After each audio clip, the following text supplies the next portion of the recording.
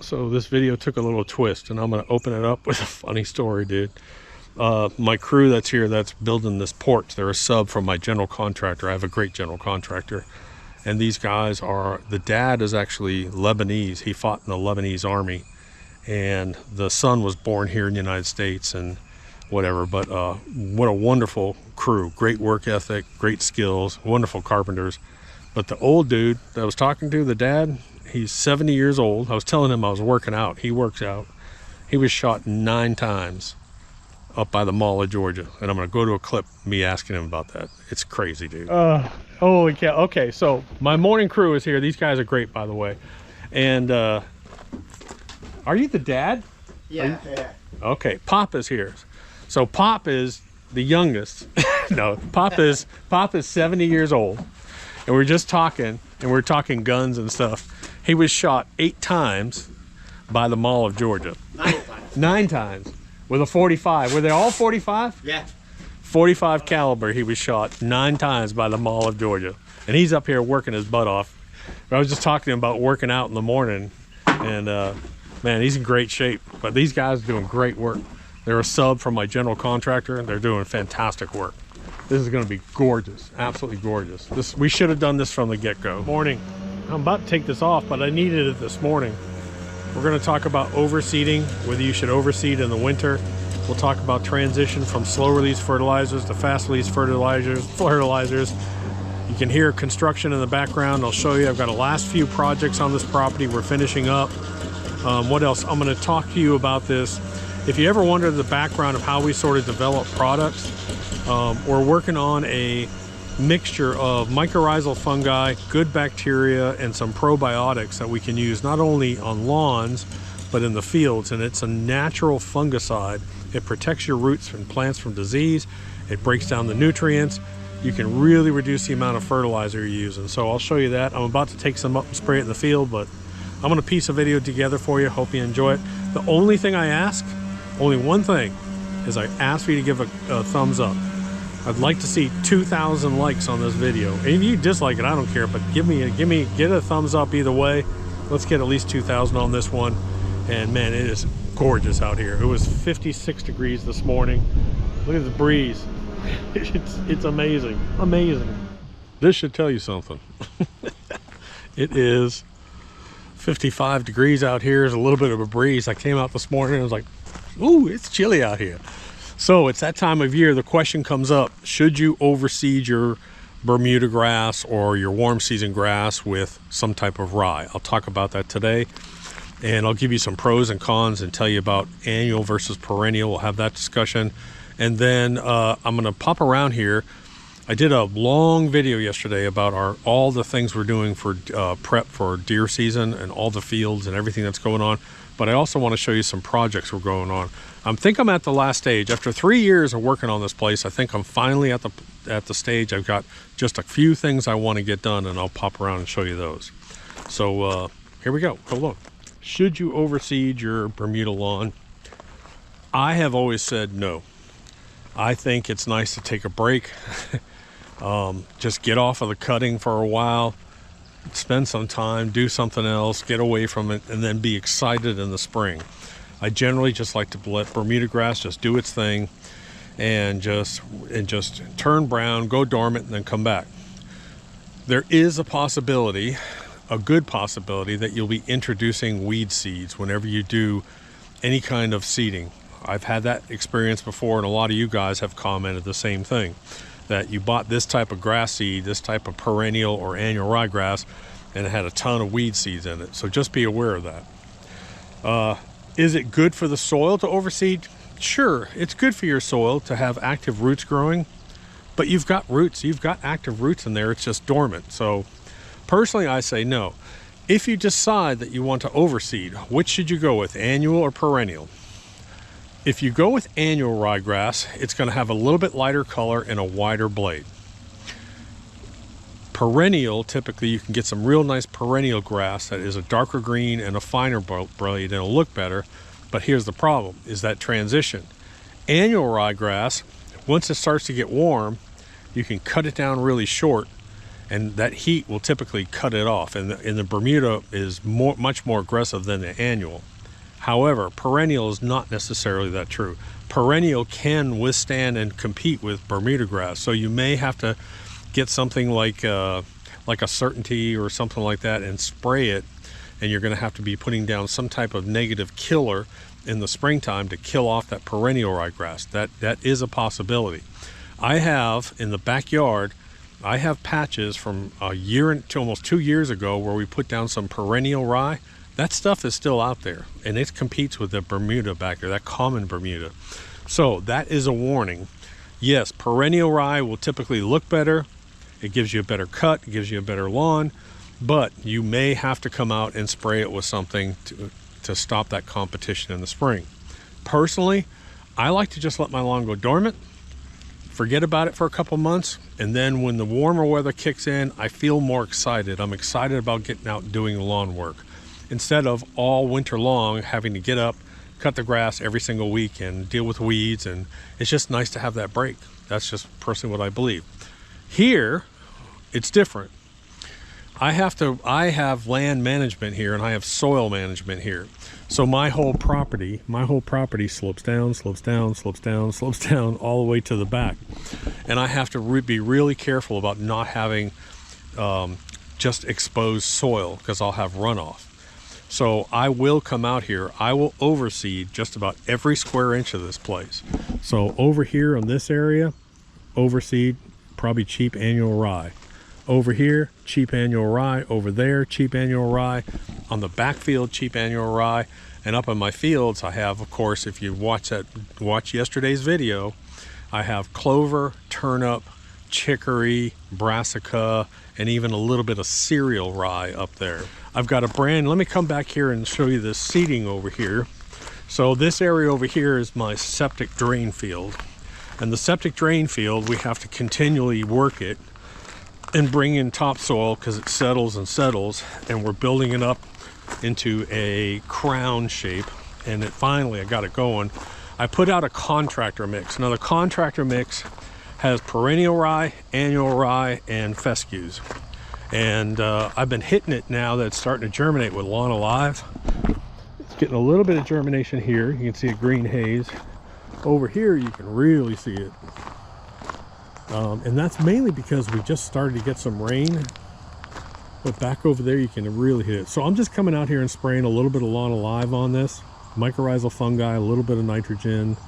And yeah, if you have seeding, if you're doing a seeding, spray some Lawn Alive on it. It's perfect for it. It just instantly goes in, it gets a little bit of nutrients, it gets the mycorrhizal fungi, it's great for its roots. So hopefully this stuff will go. And then I have to buy, I'm guessing I'll need 250 to 300 pounds of annual ryegrass to do all my seedings around here. That's a lot of it. But what I use on my UTV, I have an electric spreader that goes on the back, and I control it from my cab, and I can turn it on, off, and increase or decrease the spray. So it makes life a lot easier. I just zip around here and just spread that annual ryegrass, and you'll want to put it out right before you have a rain event.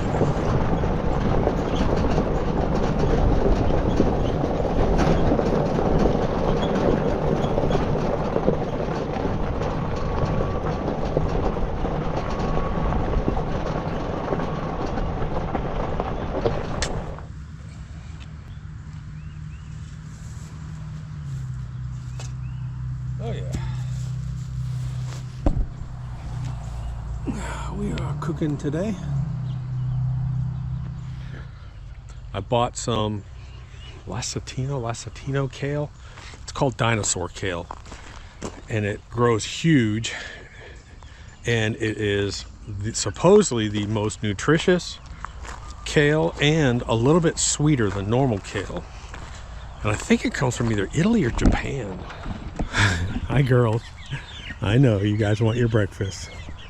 You guys want your breakfast? Huh?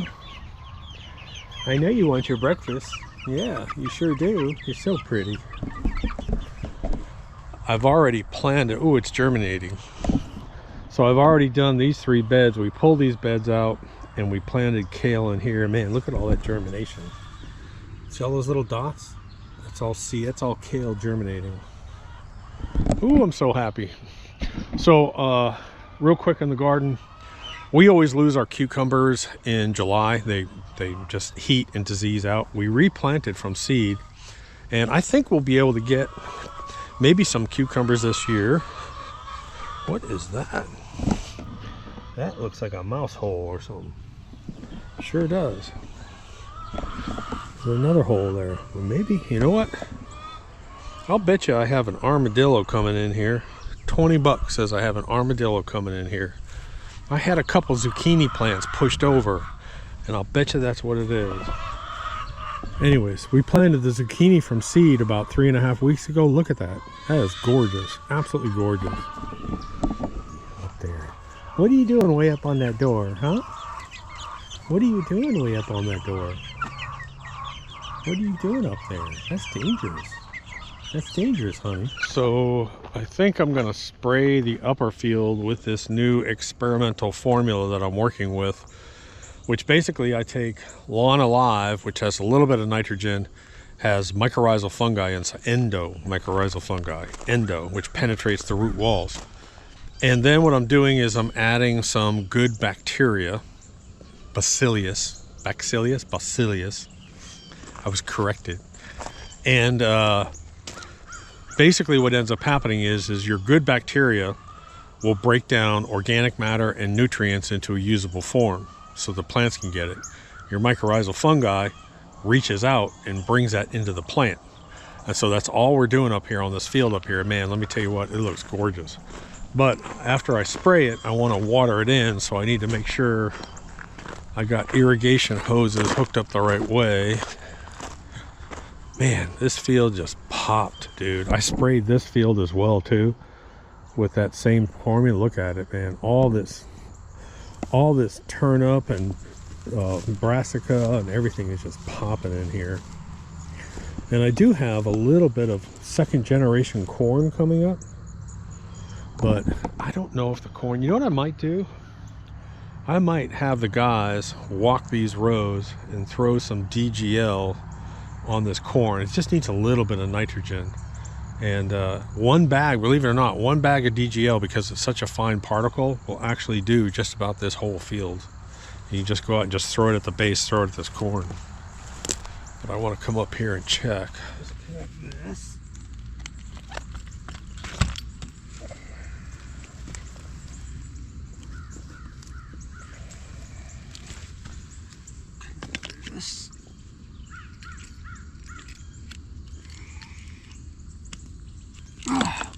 Show up at the gate. Now I did come out here, I did put down a little bit of cereal rye 4 or 5 days ago, and this right here is the brand new cereal rye. That is 5-day-old cereal rye, 6-day-old maybe.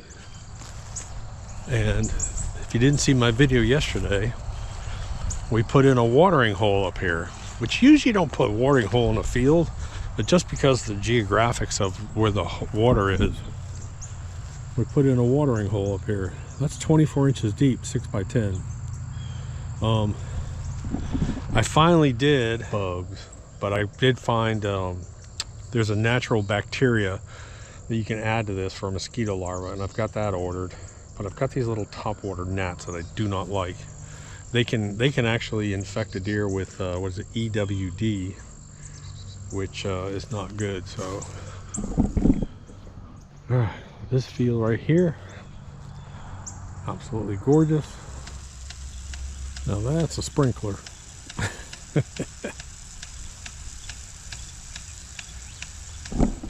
think it's close to 80 gallons a minute my pump puts out, and right at 90 psi, and that pushes, this field is 780 feet away from that pump.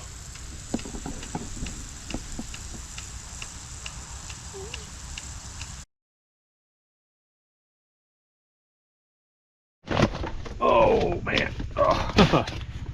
All right, so I've got talking about fast release fertilizers, This is a bag of DGL, and it is basically micronized fast release nitrogen. See how small these particles are? And one of the reasons why I asked Andersons to develop this is you cannot find an all fast release nitrogen fertilizer that has tiny particles. It's all this big marble size stuff. It's horrible. The distribution rate is horrible. Who's coming by here? John and Jeff coming by here. They're going around doing all my feed stations first, and then they're going to cut grass. But this right here, believe it or not, this one little bag, I'll be able to cast out and put a light coat of nitrogen on this new corn, which needs it because the new corn is growing where the old corn was. So that old corn has sucked up a bunch of nitrogen, even though I've got clover and everything else in here. So I'm gonna walk every row, just throw a little bit of nitrogen on that new corn. We'll see if it grows or not. Got the construction crew here. John and Jeff are here. Tomorrow the electricians are coming out.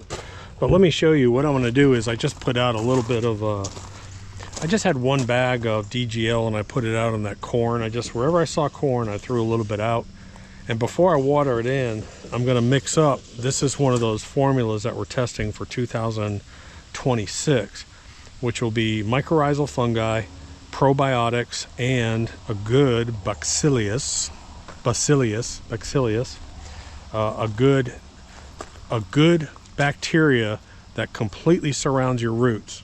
It digests, it breaks down all the nutrients, and it protects your roots from disease and fungus. It's actually called a natural, this is actually marketed as a natural fungicide in disease. So this is the product that I'm using. So we're going to try and get something similar or whatever. Then I'm going to put in a whole can of ProBio, which encourages the growth of good bacteria. Plus, I believe it actually has some bacteria in it. And then I'm going to put some Lawn Alive in this thing, a tank sprayer. And I'm just going to walk along and I'm going to spray that field at wherever the corn is. And then I'm going to turn the pump on and water it all in. And I think that's one of the keys, is to make sure that you water this stuff in. All right, so the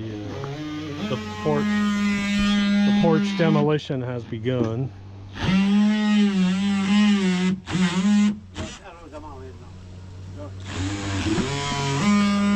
What's interesting, these, cutting them away to fit over this.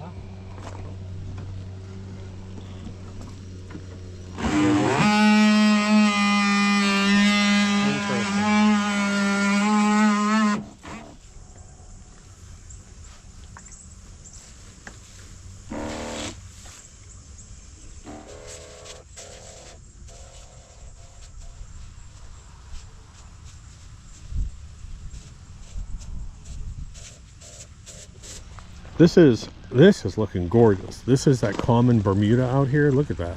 It's fabulous. The only thing, and what I'm doing is I talk about this all the time, especially when you get into that transition, when you get into that fall, when the temperatures are dropping, spoon feed. I come out just Lawn Alive. That's all I'm putting on this. You can put a green shocker, which is all fast release. You can put DGL, dark green lawn, micronized, all fast release nitrogen. Just little coats. And then when the temperatures really start to drop down, just cut off. I don't come out here and put a slow release fertilizer down that's going to feed for 6 weeks when I know my temperatures, the grass is going to stop growing. I just want a little bit of nitrogen out here. Cool season, if you're cool season, the primary thing you want to put down right now is don't try and do soil corrections, because it's not going to work. That takes a long time. You're just going to be putting down fast release nitrogen. That's all I want you to put down if you have a cool season. If you're doing new seedings, use something like Lawn Alive, which is instant. Just spray it out. You get mycorrhizal fungi. You get a little bit of nitrogen, nice fast release, or put out a little bit of DGL or green shocker. But that looks fabulous. Look at that steam. Look at that fog coming off that lake. All right, so I'm going to wrap this video up, even though I could go on for probably another hour or so. Solar panels are going in over here. I'll do a video on those. Automatic gate openers, a new gate system's going in. I'll do a video on those. I've got a new carbonized filter that goes on the end of a garden hose or at the beginning of a garden hose. I'll do a video on that. I got all kinds of videos I got to pop out. My chimney sweep guy's gonna come sweep my my wood stove, and I just got so much stuff going on right now. But I hope you enjoyed it. Don't forget, I cover a lot of this. I'll put links to any of the products down below. I always do. And that's it. Doc.